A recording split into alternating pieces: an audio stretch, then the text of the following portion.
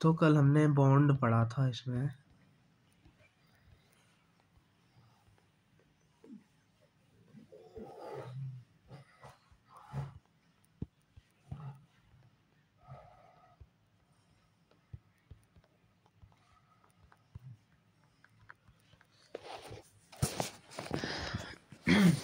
कल केमिस्ट्री में हमने बॉन्ड के बारे में जाना था। आगे बढ़ते हैं।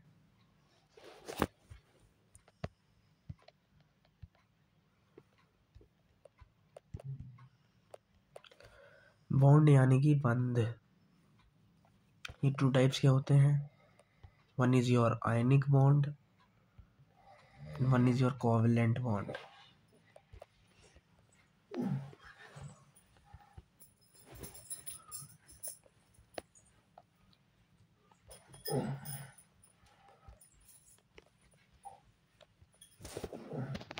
एंड वन इज सहसंयोजी बंध। जो आयनिक बॉन्ड होता है वो मेटल और नॉन मेटल के बीच होता है। What is metal? जो इलेक्ट्रॉन डोनेट करेगा, तो इलेक्ट्रॉन देगा। और नॉन मेटल जो इलेक्ट्रॉन एक्सेप्ट करेगा। जो इलेक्ट्रॉन मतलब लेगा। जैसे NaCl। तो यहाँ पे जो सोडियम है ये कौन से नंबर पर आता है? 11 नंबर पर। सबसे पहले हम इसका लिखेंगे इलेक्ट्रॉनिक कॉन्फ़िगरेशन।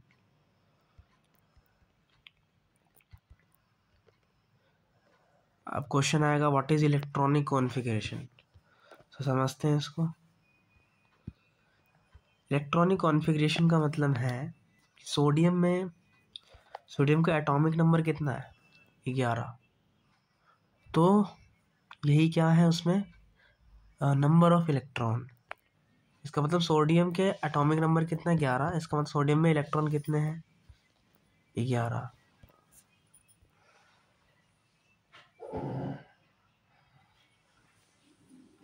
तो इसका मतलब उन 11 को दिखाने के लिए वो कहाँ कहाँ प्रेजेंट है, कौन सी कक्षा में है, तो इसके लिए हम इलेक्ट्रॉनिक कॉन्फ़िगरेशन का यूज़ करते हैं। तो इसे कैसे भरेंगे? याद रखेंगे रूल 2, 8, 8 और सो ऑन। इसका मतलब हर कोई एटम अपने लास्ट में 8 इलेक्ट्रॉन रखना चाहता है। इसी को स्टेबिलिटी का रूल भी कहते हैं,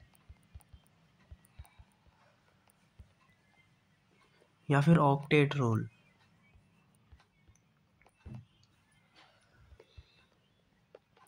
जो हमने कल पढ़ा था कि हर कोई स्टेबल चाहता है। तो स्टेबल कैसे होगा? जब वो अपने लास्ट में 8 इलेक्ट्रॉन रखेगा। लेकिन अगर, याद रखेंगे इसको, अगर हाइड्रोजन है या फिर हीलियम है तो वो अपने शेल में, कक्षा में, शेल मतलब सबसे लास्ट वाली, उसमें कितने इलेक्ट्रॉन रखेगा? केवल 2।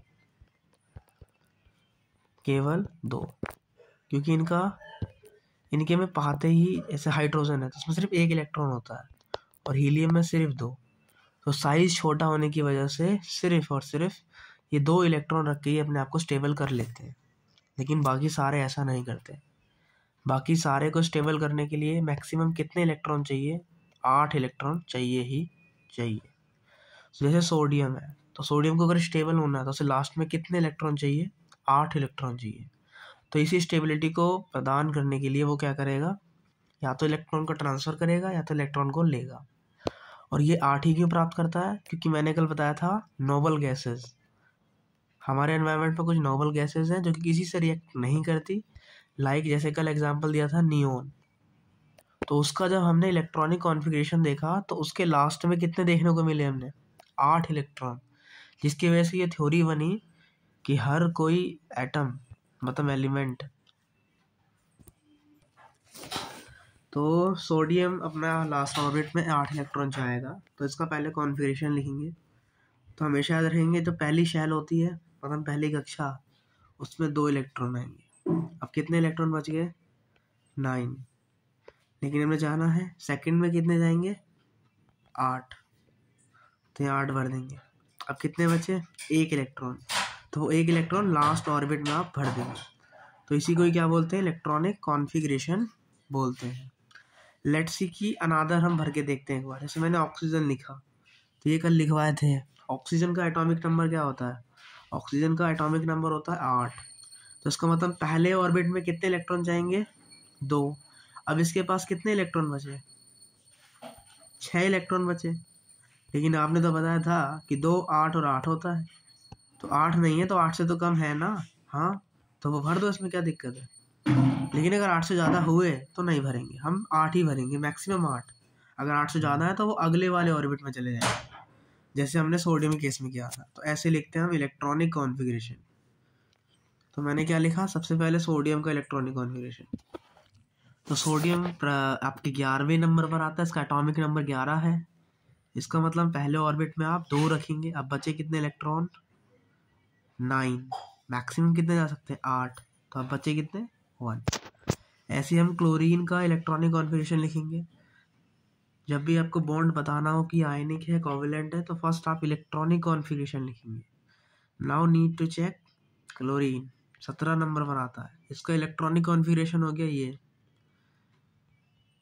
ओके, ठीक है। सो आप देखिए, अगर ये इस वाले इलेक्ट्रॉन को ट्रांसफ़र कर दे तो इसके लास्ट ऑर्बिट में कितने इलेक्ट्रॉन हो गए? 8, which is stabilize sodium atom. और अगर इसको 1 इलेक्ट्रॉन मिल गया तो इसके पास भी कितने इलेक्ट्रॉन हो जाएंगे लास्ट ऑर्बिट में? 8। इसका मतलब ये भी स्टेबल हो जाएगा। लेकिन सर इसको निकालने की बजाय हम इसको 7 एलिमेंट दे भी, 7 इलेक्ट्रॉन दे भी तो सकते हैं।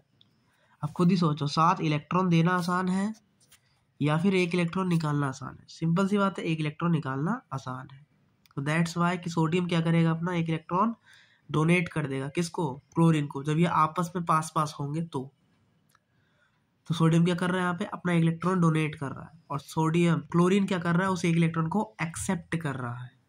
तो इसीलिए जो सोडियम है वो अपना धातु है, मतलब मेटल है, और जो क्लोरीन है वो अपना नॉन मेटल है। तो इसीलिए जब NaCl बॉन्ड बनता है तो उसे आयोनिक बॉन्ड कहते हैं। अब इसको कैसे बनाते हैं? तो ये सोडियम हो गया, इसके लास्ट ऑर्बिट में कितने इलेक्ट्रॉन है? 1। तो उस 1 इलेक्ट्रॉन को आप यहाँ पे दिखा देंगे, या तो डॉट से या तो क्रॉस से। अब एक तरफ है हमारा क्लोरीन, तो क्लोरीन के लास्ट ऑर्बिट में कितने इलेक्ट्रॉन होते हैं? Total is 7 electron. तो उसको हम क्रॉस से दिखा देते हैं। ये दिखा दिया हमने क्रॉस से, ठीक है।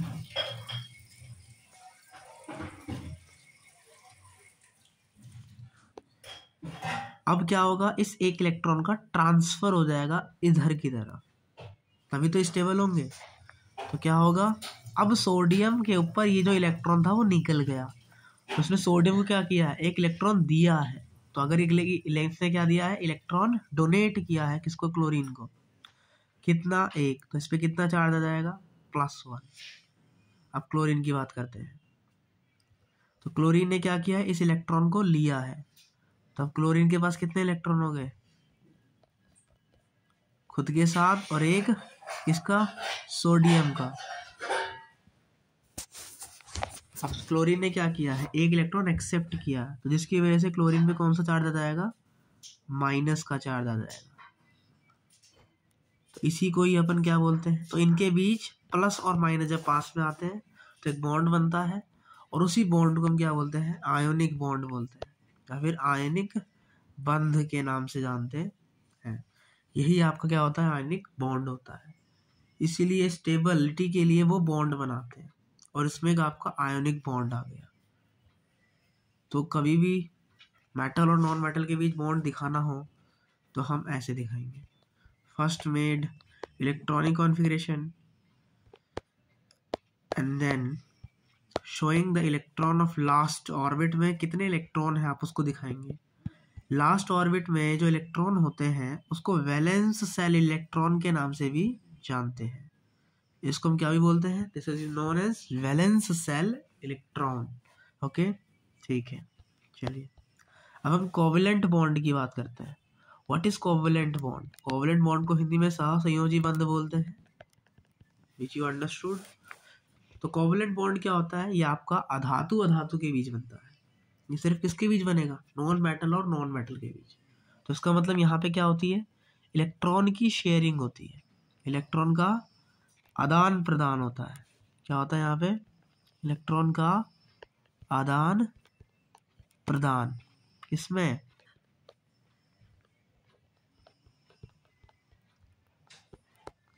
तो यहाँ पर अब क्या होता है? आपका इलेक्ट्रॉन का आदान प्रदान होता है। यहाँ पे कंप्लीट ट्रांसफर नहीं होता। आयनिक बॉन्ड में क्या होता है? इलेक्ट्रॉन का कंप्लीट ट्रांसफर होता है, लेकिन सहसंयोजी बंध में इलेक्ट्रॉन की शेयरिंग होती है, इलेक्ट्रॉन का आदान प्रदान होता है।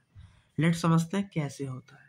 अब जैसे मैंने लिखा यहाँ पे कार्बन डाइऑक्साइड, नाम तो सुना होगा, पेड़ पौधे इसको यूज करते हैं कार्बन डाइऑक्साइड को। तो देखिए सबसे पहले लिखेंगे कॉन्फ़िगरेशन ऑफ कार्बन।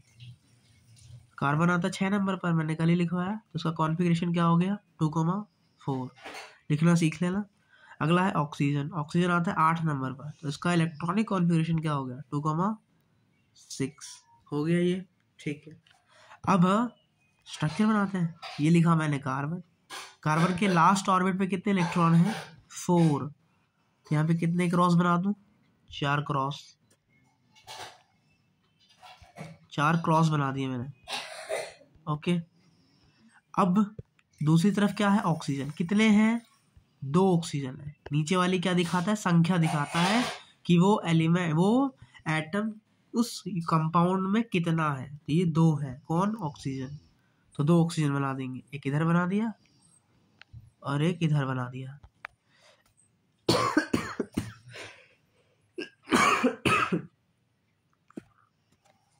और एक मैंने इधर बना दिया। ये 2 डॉट लास्ट पे कितने आ रहे हैं? 6 इलेक्ट्रॉन आ रहे हैं। तो 6 इलेक्ट्रॉन दिखा दिए।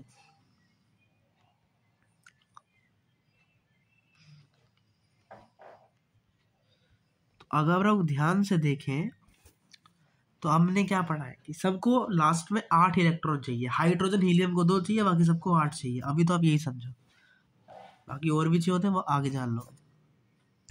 जहाँ तक हमारा सिलेबस है 20 तक, तो लास्ट ऑर्बिट में 8 ही इलेक्ट्रॉन चाहिए, ठीक है। तो इसका मतलब इसके पास कितने कम पड़ रहे हैं? 2 कम पड़ रहे हैं। इसके पास भी 2 कम पड़ रहे हैं और इसके पास 4 कम पड़ रहे हैं। तो इसलिए यहाँ पे ट्रांसफर नहीं होगा। यहाँ क्या होगा? शेयरिंग हो जाएगी। यहाँ क्या होगा?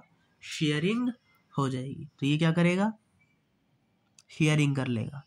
इससे क्या कर लेगा? ये शेयरिंग। और शेयरिंग करने के लिए हम यहाँ पे सिर्फ बॉन्ड दिखा देंगे। यहाँ मैंने बॉन्ड लगा दिया। तो ये कौन सा बॉन्ड है? Covalent bond. इसका मतलब ये वाला इलेक्ट्रॉन इसके लास्ट वैलेंस शेल में भी काउंट होगा, और जो ये वाला इलेक्ट्रॉन है इस कार्बन के भी वैलेंस सेल में क्या होगा? काउंट होगा। समझिए क्या होगा? कार्बन का जो ये वाला इलेक्ट्रॉन है उसने क्या किया? इससे शेयरिंग कर ली। क्या कर ली? इससे इसने शेयरिंग कर लिया।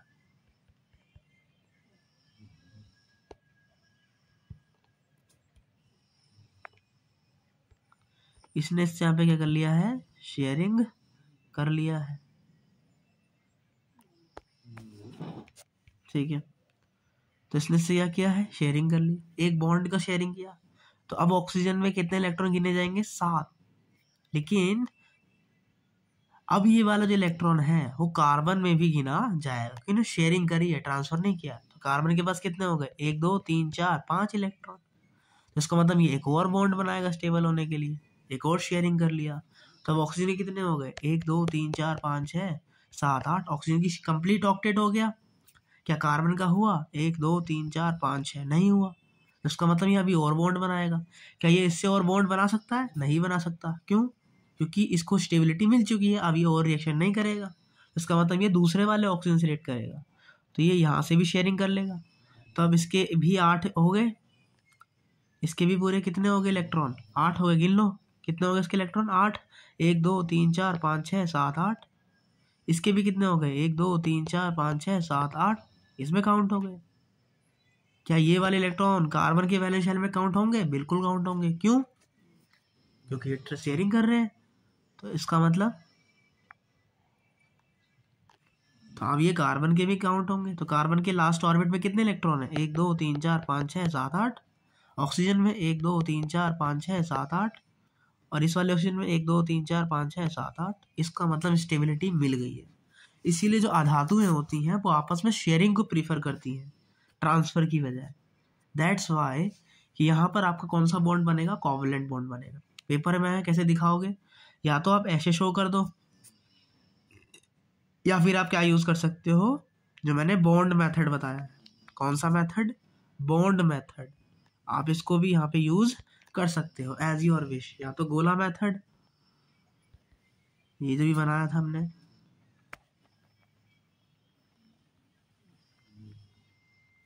या तो इस मेथड का यूज कर सकते हैं, या फिर आप इसको ऐसे भी दिखा सकते हैं। आइए मैं ऐसे ही करके बताऊंगा। अब इसमें ना हाइड्रोजन ले लिया, तो हाइड्रोजन कौन से नंबर पर आता है? 1। इसका मतलब इसके पास कितने इलेक्ट्रॉन है? 1 इलेक्ट्रॉन। तो मैंने यहाँ क्या बनाया? हाइड्रोजन बनाया। लास्ट ऑर्बिट में 1 इलेक्ट्रॉन दिखा दिया। दूसरा कौन है? दूसरा भी हाइड्रोजन है। मैंने से लिख दिया, हाइड्रोजन बना दिया, एक क्रॉस बना दिया। हाइड्रोजन को लास्ट में कितने इलेक्ट्रॉन चाहिए? 2 चाहिए। तो इसे क्या करेगा? ये बॉन्ड बना लेगा, शेयरिंग करेगा। क्या करेगा? शेयरिंग कर लेगा, क्योंकि हाइड्रोजन कंप्लीट ट्रांसफर नहीं कर सकता क्योंकि ये अधातु है। सिंपल सी बात। उसका मतलब क्या करेगा? यहाँ पे ये बॉन्ड बना लेगा, और ऐसा ही ये वाला भी इससे बॉन्ड बना लेगा। तो इस तरीके से यहाँ पे क्या हो गई? शेयरिंग हो गई। कितने इलेक्ट्रॉन की? 2 इलेक्ट्रॉन की। तो ये वाला इलेक्ट्रॉन इसके लास्ट ऑर्बिट में भी गिना जाएगा, और ये वाला इलेक्ट्रॉन इसके लास्ट ऑर्बिट में भी गिना जाएगा। तो फाइनली दोनों का स्ट्रक्चर क्या हो गया आपका? कोवलेंट बॉन्ड का स्ट्रक्चर क्या हो जाएगा? तो हाइड्रोजन में कोवलेंट बॉन्ड का स्ट्रक्चर हो जाएगा आपका ये। और ये कौन सा बॉन्ड बन रहा है? सिंगल बॉन्ड बन रहा है। तो अगर केवल एक लाइन दिखे तो उसे बोलते हैं हम क्या? एकल बंध। क्या बोलते हैं उसे? एकल बंध। और इसमें कितने इलेक्ट्रॉन का ट्रांसफर होता है वो तो आपको पता लग गया होगा। एक बॉन्ड बने तो कितने इलेक्ट्रॉन का ट्रांसफर होता है? एक इधर और एक इधर, मतलब 2 इलेक्ट्रॉन के बीच क्या बनता है? अपना एकल बॉन्ड बनता है, सिंगल बॉन्ड बनता है 2 इलेक्ट्रॉन के बीच। इसी तरीके से डबल बॉन्ड, ये कौन सा बॉन्ड हो गया? Double bond. कितने के बीच बन रहा है? 4 इलेक्ट्रॉन के बीच बन रहा है। इसी तरीके से हमारा आता है कौन सा? Triple bond. कौन सा बॉन्ड है ये? Triple bond. आइए समझते हैं नाइट्रोजन को। नाइट्रोजन आता है 7 नंबर पर। इलेक्ट्रॉनिक कॉन्फ़िगरेशन हो गया ये, लास्ट ऑर्बिट में 5 इलेक्ट्रॉन। तो बस सिंपल है। तो ये क्या करेगा? शेयरिंग कर लेगा। कितने बॉन्ड की? 3 बॉन्ड की। अब होगा क्या? 1 2 3 4 5 6 7 8, 6 7 8। तो 3 बॉन्ड की शेयरिंग करने से इसको ऑक्टेट मिल गया, और 3 बॉन्ड की शेयरिंग करने से इसको भी ऑक्टेट मिल गया। तो दैट्स वाई नाइट्रोजन क्या करेगा? 3 बॉन्ड का मतलब 3 इलेक्ट्रॉन का शेयरिंग कर लेगा आपस में, जिसकी वजह से यहाँ पर कौन सा बॉन्ड बन जाएगा? 3 बॉन्ड। तो आप इसे कैसे दिखाओगे? आप इसे ऐसे जो है शो करोगे। ठीक है। तो ये क्या होते हैं? आपके कोवलेंट बॉन्ड होते हैं, जो किसके बीच बनते हैं? अधातुओं के बीच बनते हैं। आप भी ध्यान लगा लेना कि कहाँ कोवलेंट बन रहा है, कहाँ कोऑर्डिनेट बन रहा है, सॉरी आयनिक बन रहा है। सिंपल है। जहाँ कंप्लीट ट्रांसफर नहीं हो रहा वहां पर क्या बन रहा है? आया सहसंयोजी बंध। और जहाँ पर कंप्लीट ट्रांसफर है वहाँ क्या बन रहा है? Ionic bond. अब ध्यान रखना, जो भी अधातुएं होती है वहीं पर आपको क्या देखने को मिलेगा? कोवलेंट बॉन्ड देखने को मिलेगा। जनरली तो ऐसा ही होता है। ठीक है। तो यू कैन चेक। एंड धातु कौन कौन सी हैं? हाइड्रोजन हो गया, ऑक्सीजन हो गया, नाइट्रोजन हो गया, कार्बन हो गया, फास्फोरस हो गया, सल्फर हो गया। ये सब क्या है? हमारी कोवलेंट बॉन्ड, मतलब अधातु है। ये सब क्या है? हमारी अधातु है। ठीक है। यू कैन चेक, और प्रैक्टिस करोगे तो आपको पता लग जाएगा कहाँ पे कोवलेंट बनाना है, कहाँ पे आयनिक बनाना है। तो ये मैंने कोवलेंट और आयनिक समझा दिया है। You can be go through from your question bank और बुक। आप वहाँ जाइए, इसको रीड करिए एक बार, और इसके जो भी क्वेश्चन है you can try. Now you can easily do the question about ionic structure and covalent structure. कुछ समझ नहीं आता है तो you can ask me via chat box, और ये जो भी मैंने लिखा है इसको आप बना सकते हो। आज की क्लास यहीं रखते हैं, मिलते हैं कल, तब तक टाटा बाय बाय, जय हिंद।